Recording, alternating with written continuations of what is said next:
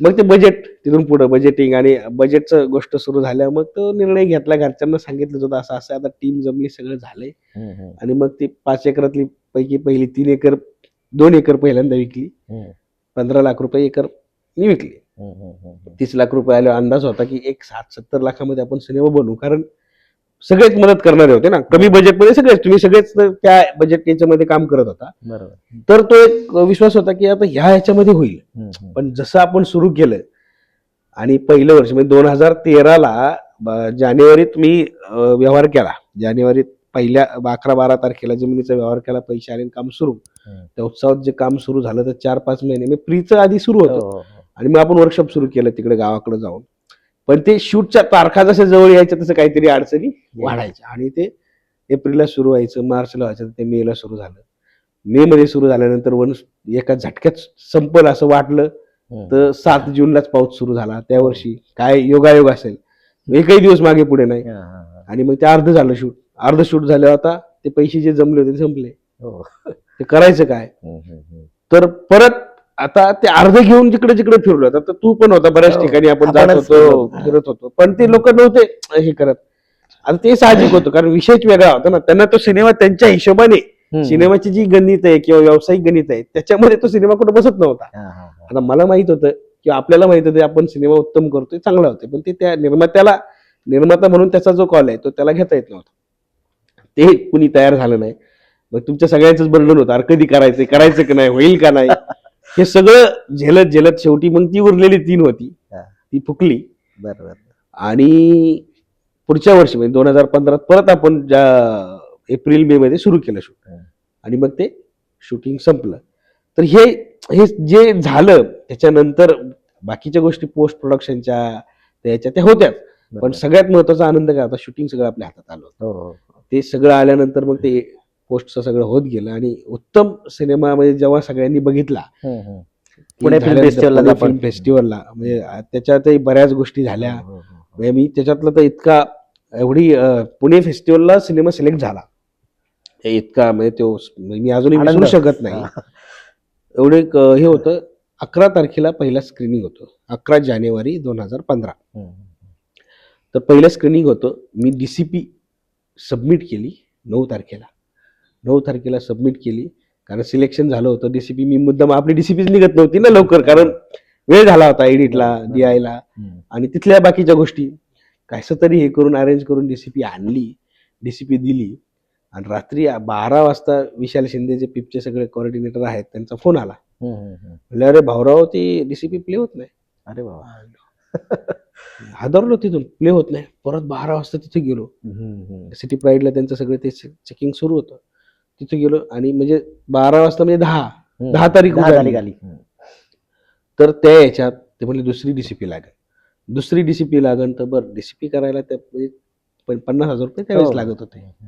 आता हा मोठा प्रश्न झाला, कारण ती प्लेच होत नव्हती. कारण ती वेगळ्या स्टुडिओला केली होती. त्याच्यात टेक्निकली अडचणीनंतर माझ्या लक्षात आल्या, अरे हे काय परफेक्ट काम झालं नसेल. मग मी रात्री मित्रांना फोन केला, अविनाश चौधरी म्हणून आहे, त्याला फोन केला. आता तो कोटक महिंद्रामध्ये ब्रँच मॅनेजर आहे, हे झोनल मॅनेजर आहे, मोठ्या पोस्टवर आहे, माझा क्लासमेट. आता शेवटचा पर्याय तोच होता, माझ्याकडे पैसेच नाही. मी त्याला फोन केला, म्हणलं असे पैसे लागत आहेत. तर मग ठीक आहे म्हणला, मी तुला पाठवतो. मग त्यांनी मला 50,000 रुपये पाठवले.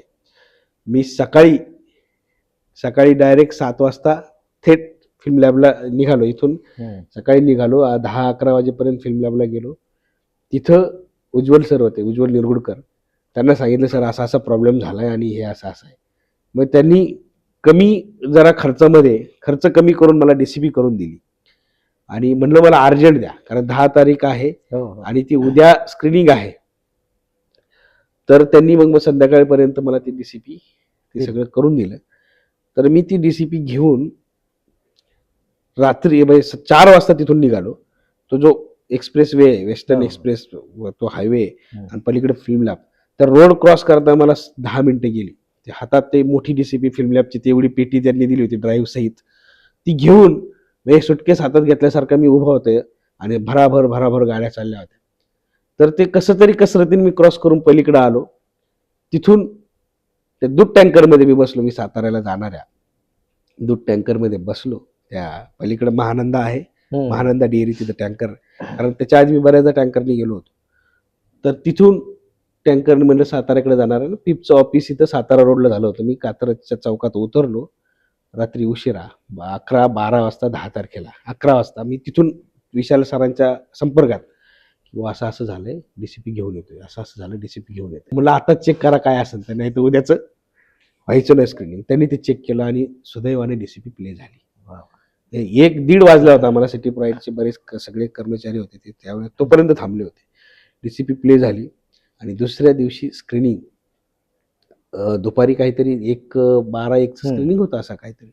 तोपर्यंत चर्चा बरीच झालेली होती सिनेमाची, सगळ्या आणि त्या ह्याच्यात ते सगळा जो माहोल बघितला आणि जो सगळी थिएटर, ते जेवढी ऑडी म्हणजे 500ची ऑडी असेल ती खचाखच भरलेली, पायऱ्यावर बसलेली लोक. मी त्या पायरीवर बसून बघितलं. आणि माझी धाकधूक काय, सगळं झालं, अनाउन्समेंट झाली, सगळं झालं, हे प्ले होतंय का. जसं प्ले झालं तसं जरा जीवात जीव आला. आणि मग तो जो प्रतिसाद होता तो तुम्ही सगळ्यांनीच आपण अनुभवला की त्या ह्याच्यानंतर. मग त्यावेळेस मला वाटलं की ते चीज झालं बाबा सिनेमात. म्हणजे खोडा म्हणजे अडथळा की तो शर्यत काही शेवटपर्यंत संपली नाही. पण पिक्चर रिलीज झाला, चांगला चालला, त्याला राष्ट्रीय पारितोषिक मिळालं. म्हणजे एवढं मेहनत घेतली, म्हणजे घरच्यांना विश्वास नव्हता किंवा मग पारितोषिक मिळाल्यानंतर घरच्यांची किंवा इतर लोकांची जे तुम्हाला नाही म्हटले पहिल्यांदा, त्यांची नक्की प्रतिक्रिया काय होती, की तुम्हाला नक्की समाधान काय होतं? पीफला जेव्हा पारितोषिक मिळालं, म्हणजे पहिली सगळ्यात महत्वाची गोष्ट आहे, आईने आता ही सगळी याच्यात होती आणि त्याच्यानंतर आमची सगळी फॅमिली सगळी पुण्याला आम्ही शिफ्ट झालो, म्हणजे आता स्थलांतरितच झालो आम्ही. तेव्हा तुमची गोष्ट कोपरेत झालो. तर त्या ह्याच्यात आम्ही आलो. आई मला नेहमी विचारायची, तुझा पिक्चर पण असाच पडद्यावर दिसेल का. म्हणजे मी आईला सगळ्यात पहिला सिनेमा मी माझ्या मित्राचा नागराज मंजुळेचा सिनेमा फॅन्ट्री त्यावेळेस याला दाखवला रिलीज झाल्यावर. तर आईला म्हणलं माझ्या मित्राचाच आहे, आम्ही दोघं एकत्र. तर आई म्हणजे मग तुझा पिक्चर पण असाच मोठ्या पडद्यावर दिसेल का. म्हणलं हा असाच दिसणार. आणि मग हे कुतूहल तिला, पीप मध्ये जेव्हा स्क्रीनिंग झालं आणि ते पहिल्यांदा तिने पाहिलं तेव्हा ते तिच्या डोळ्यातले आनंद अश्रू हे माझ्यासाठी सगळ्यात महत्वाचे होते. आणि मग त्याच्यानंतर नॅशनल मिळाला. नॅशनल नंतर आम्ही दिल्लीला निघालो. आईने प्रवास शिरूर ते पुणे एवढाच केला होता आणि मुंबईपर्यंत भारतात. विमानात बसणं किंवा असं याच्यात तर काही संबंधच नव्हता. मग ती विमानात बसल्यावर म्हणे, मला जायच्या आधी मला विचारायची आता ती जमन का मला तिथं कसं. आणि मग त्याच्यानंतर आम्ही विमानात बसलो, असं तिने माझा हात घट्ट धरलेला आणि जसं विमान टेक ऑफ झालं, भरारी घेतली विमानाने, तर ती वरती स्थिरावलं आणि ती म्हणली, अरे मला घरातच बसल्यासारखं वाटतंय. मग त्या गप्पा सुरू झाल्या. मग ती एकदम, तिला काही वाटलंच नाही त्याच्यात. नाही तो ती कदाचित तिचा आनंद असेल त्याच्यामुळे तिला ते प्रवासाचं काही वाटलं नाही. तिने भारी एकदम इंटरेस्टिंग प्रश्न मला त्यावेळेस असा विचारला. म्हणली आता दिल्लीला चाललोय म्हणली. म्हणलं हा. अरे म्हणली ती आपल्याला ती बाई भेटेल का. म्हणलं कोणती. अरे म्हणली ती नाही का ती इंद्राबाईची सून म्हणली, ती राज्य चालू ती म्हणते तिथं दिल्लीत. हा तिचा प्रश्न होता आणि मग त्या प्रश्नावर हसत होतो. हा म्हणलं भेटेल ना आपल्याला. आणि मी ते आता ते तिच्यासाठी स्वप्नच होतं.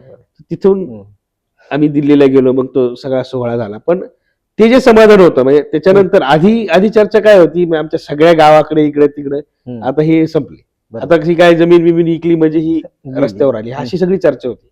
पण ते सगळं झाल्यानंतर ते कौतुक बी झालं, सगळ्यांनी स्वीकारलं की नाही म्हणले बाबा काहीतरी यांनी चमकवलंय आणि नाव केलंय घराण्याचं. ही सगळी गोष्ट झाली आणि तो आनंद मी आईच्या डोळ्यात बघत होतो. ही माझ्यासाठी खूप समाधानाची बाब होती. नक्की नक्की नक्की.